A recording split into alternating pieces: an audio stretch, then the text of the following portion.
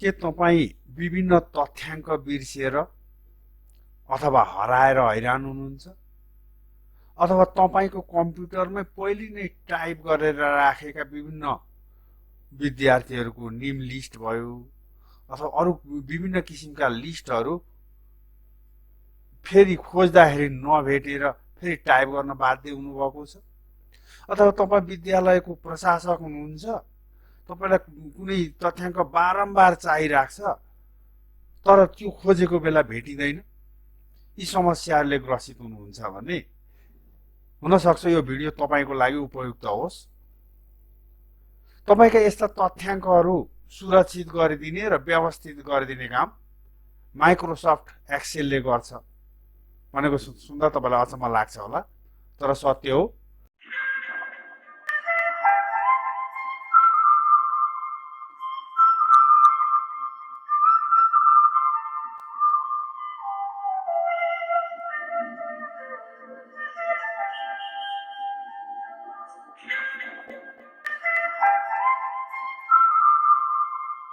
Microsoft एक्सेलको एउटा custom list भन्ने property हुन्छ, त्यसले तपाईँलाई चाहिएका विभिन्न तथ्याङ्कहरूलाई सुरक्षित गरेर राखिदिने गर्छ। जस्तो म तपाईँलाई डेमोको रूपमा देखाउँछु।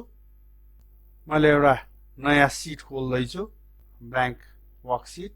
अब यसमा मलाई चाहिँ मेरो विद्यालयको छात्राहरूको नाम आवश्यक पर्यो भने म यहाँ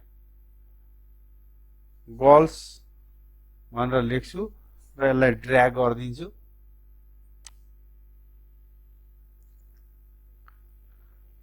डेमोको रूपमा थोरै छ, तपाईँ जति सङ्ख्यामा पनि राख्न सक्नुहुन्छ। यी सबै गर्ल्सहरूको नाम आयो।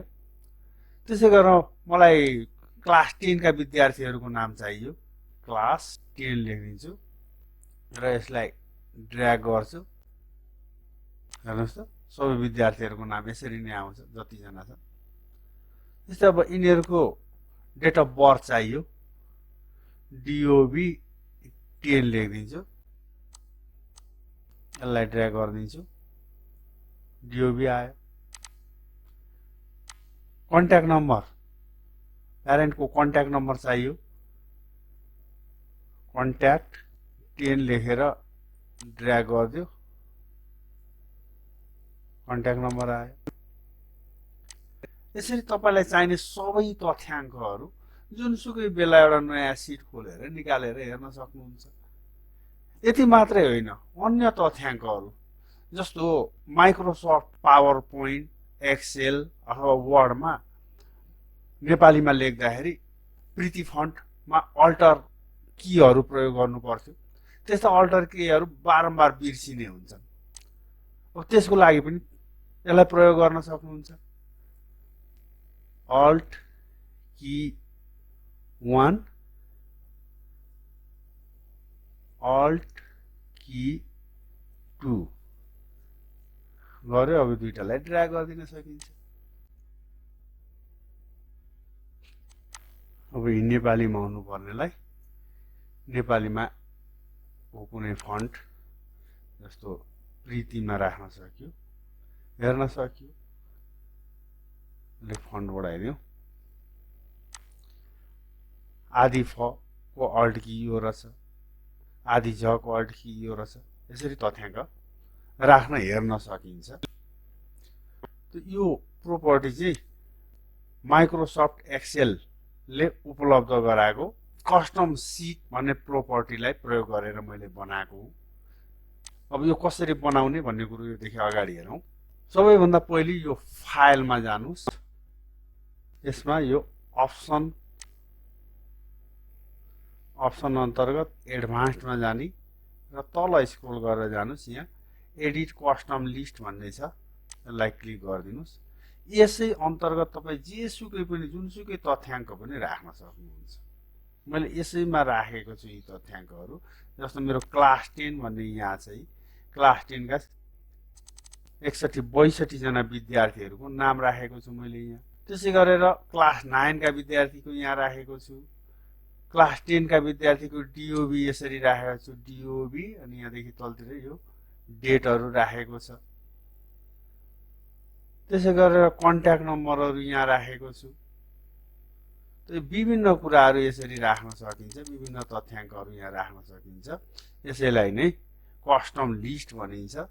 यसैको प्रयोग गर्ने हो। यसको लागि सबैभन्दा पहिले यो एक्सेल एउटा सिट खोल्नुहोस् र यो फाइल भन्ने अप्सनमा जानुहोस्। यसको तल यहाँ अप्सन्स भन्ने छ, त्यसमा जानुहोस्।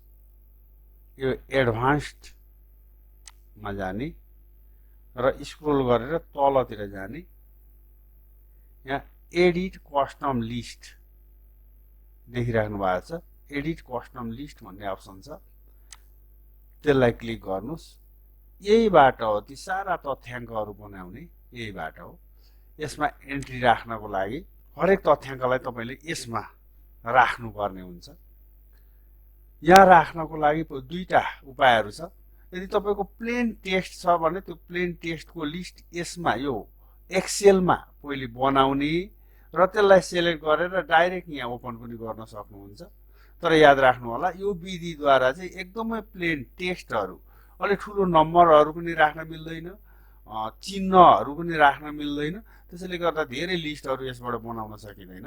सबैभन्दा राम्रो चाहिँ यही टाइप गरिदिन सक्नुहुन्छ। यही ठाउँमा टाइप गरेर बनाउन सकिन्छ। यसरी म एउटा लिस्ट बनाएर देखाउँछु। जस्तो नेपाली महिनाहरूको एउटा लिस्ट बनाएर हेरौँ न है। यसलाई चाहिँ मन्थ भनेर राखौँ। पहिले शीर्षक तपाईँले नबिर्सिने खालको शीर्षक माथि राख्नुहोस्। MONTH मन्थ राखिदिए। अब तलतिर नेपाली महिना चाहियो, नेपाली टाइप गर्न नेपालीमा लैजानुहोस् र लेख्न सक्नुहुन्छ। अब वैशाख जेठ असार श्रावण असोज कार्तिक मङ्सिर पुष माघ फागुन चैत।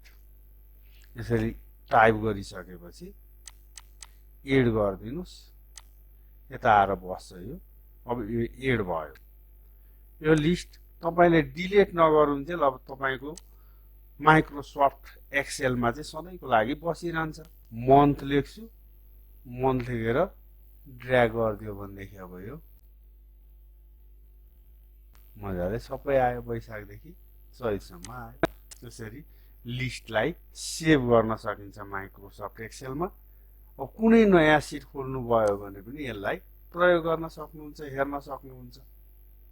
तपाईँका तथ्याङ्कहरू अब कहिल्यै पनि जबसम्म यो कम्प्युटर प्रयोग गर्नुहुन्छ अथवा यो कम्प्युटरलाई फर्मेट गर्नुहुन्न तबसम्म यो सुरक्षित रहन्छ। हस् त, यस सँगसँगै आजको यो छोटो कम्प्युटर ट्रिक्स एन्ड टिप्सको भिडियो यही अन्त्य गर्न अनुमति चाहन्छु।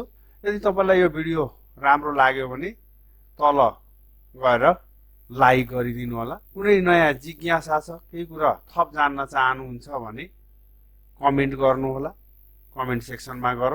र यदि यो च्यानलमा तपाईँ नयाँ हुनुहुन्छ, यो मैले बनाएको भिडियो तुरुन्त आउनको लागि सब्सक्राइब गर्नुहोला। हस् त, धन्यवाद।